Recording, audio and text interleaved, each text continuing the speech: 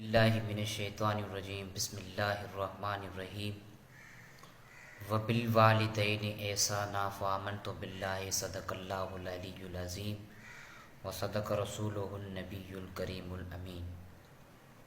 प्यारा दोस्तों, कुरान मजीद में अल्लाह तबारक व तआला इरशाद फरमायो वबिलवालिदैनि एहसाना, यानी पंहिंजी मां ऐं पीउ सां भलाई कयो, एहसान कयो।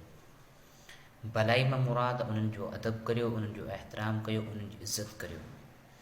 ॿी जगह ते अल्लाह पाक कुरान मजीद में इरशाद फरमायो फला तकुल्लहुमा उफ़्फिन वला तनहरहुमा वकुल्लहुमा क़ौलन करीमा। अल्लाह पाक फरमाए तो ख़बरदार पंहिंजी माउ पीउ खे अची सींध में न रुआरजां। जो उहे जॾहिं वॾी उमिरि में पहुची वञनि त उन्हनि खे तकलीफ़ न ॾिजां, उन्हनि खे इज़ाए न ॾिजां, उन्हनि जो अदब कजां, उन्हनि जो एहतराम कजां, उन्हनि जी इज़त कजां ऐं उन्हनि वटां तोखे दुआऊं मिलंदियूं। दुनियादार, दुनिया जा माण्हू तो में मतिलबु पुरुस्त हूंदा, दुनिया वारनि जो मतिलबु तो में हूंदो। जेसि ताईं मतिलबु निकिरंदो पोइ तोखे वरी सुञाणंदा बि न, पुछंदा बि न त हीउ असांजो दोस्त हुयो या न, अज़ीज़ हुयो या न। तोखे ॾिसी पर पुठ मुंहुं करे हलिया वेंदा, पर माउ पीउ जो उहो रिश्तो आहे जो तूं राति जो कंहिं कम सां कंहिं शहर जी तरफ़ वञी वरी राति जो देरि सां अचे त माउ खे तड़प हूंदी, माउ खे राति जो बिस्तर ते आराम न ईंदो। मां राति जो उजागो करे इहो सोचींदी त मुंहिंजो पुटु किथां थो अचे। जॾहिं ईंदो तॾहिं इहो चवंदी पुटु मानी खाधी आहे नी या न। पर जॾहिं घरवारी हूंदी त घरवारी रुॻो इहो पुछंदी त कमाई आई या न। त प्यारा दोस्तो, असांखे माउ पीउ जी इज़त करणु खपे।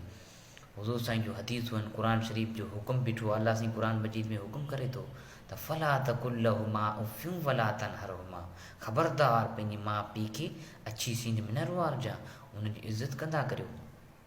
हुमा नारुक हुमा जन्नतुक, तव्हांजे लाइ माउ पीउ जहन्नम बि आहिनि ऐं जन्नत बि आहिनि। जॾहिं माउ जी पीउ जी इज़त कंदासीं तॾहिं कामयाबी जी मंज़िल माणींदासीं।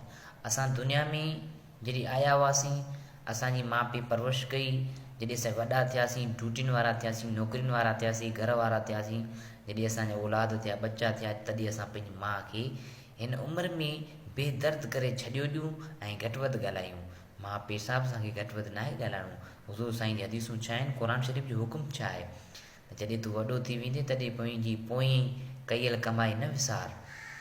माउ पीउ जॾहिं तूं माउ जे पेट में हुई, अञा नंढड़ो मासूम हुई, पेट अंदरि, उते तुंहिंजी परवरिश कई पई की, उते तोखे अल्लाह पाक रोज़ी पहुचाए पई माउ जे नाई जे ज़रिए। जॾहिं तूं दुनिया ते आई तॾहिं तुंहिंजी रोज़ी अल्लाह ताला पंहिंजी माउ जी छाती में 2 रोज़ा दरवाज़ा रखिया। जेकी रोज़ी आहे उन जा दरवाज़ा तुंहिंजी माउ जी छाती में अल्लाह पाक रखिया।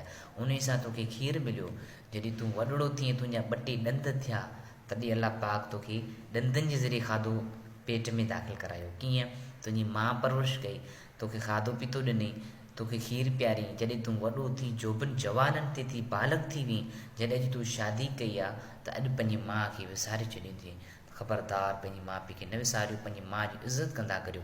जॾहिं तव्हां माउ पीउ जी इज़त कंदा, तव्हांजी दुनिया में जेकी बि शइ कंदा उहा कामयाबी जी हूंदी। तव्हां पंहिंजो सुठो रोज़गारु करियो था, पर उन में तेसि ताईं बरकत न पवंदी जेसि ताईं माउ नाराज़ आहे। जेकॾहिं माउ खे राज़ी कंदा त दुकान में, रोज़ी में बरकत पवंदी।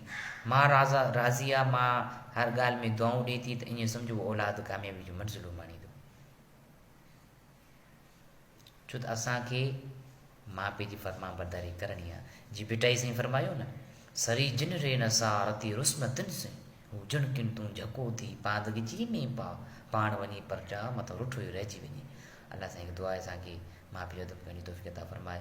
व आख़िर दावाना अल्हम्दुलिल्लाह।